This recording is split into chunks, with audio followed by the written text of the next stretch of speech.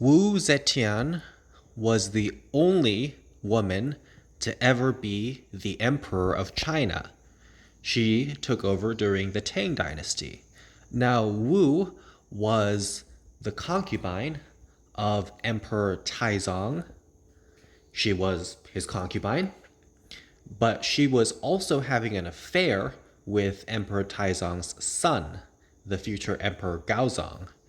And so Wu was the emperor's concubine, and she had an affair with his son, one of the princes, the ninth son, actually. And after Emperor Taizong died, Wu Zetian went to the monastery and became a nun for a while. But the new emperor, Gaozong, had her come back. Well, actually, what happened was the new emperor Gaozong, the same prince that she had been having an affair with, he had, of course, his wife, and he also had another concubine. Now, the new emperor Gaozong, his wife was childless; she was unable to have children, and so he began to favor one of his concubines. Now, the emperor's wife was, of course, concerned that the concubine would gain favor with the emperor, so the emperor's wife decided to summon Wu from her exile in the monastery.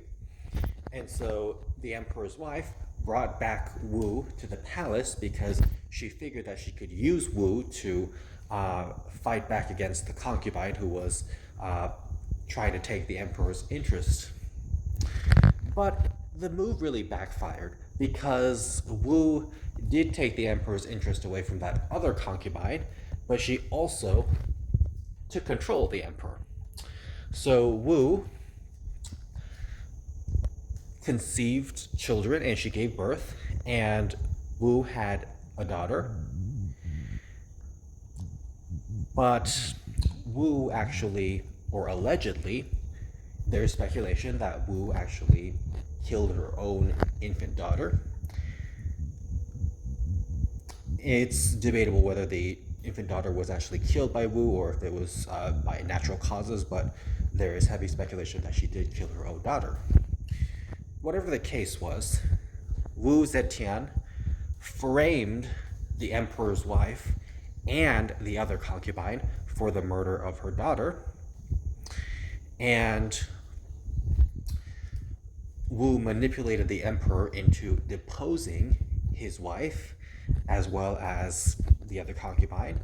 And Wu pretty brutally, very brutally and violently tortured the emperor's wife, actually ex-wife now, and the concubine, and they died pretty gruesome deaths.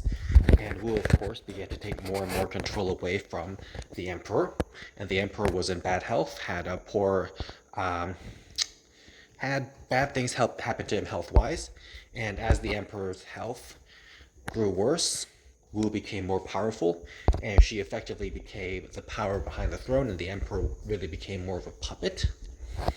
And the final straw was, of course, when the emperor had a massive stroke that was debilitating, and she basically just became the de facto ruler. And after the emperor died, their sons, became the emperor, but Wu Zetian overthrew her own son, and she became the official emperor. So she's the only official female emperor of China. She's the only woman to actually hold that position. She literally took that position. She was literally the emperor. Now, Wu, of course, ruled for many years until she was overthrown and her sons came back to the throne and the Tang Dynasty was restored. So that is Wu Zetian. Very, very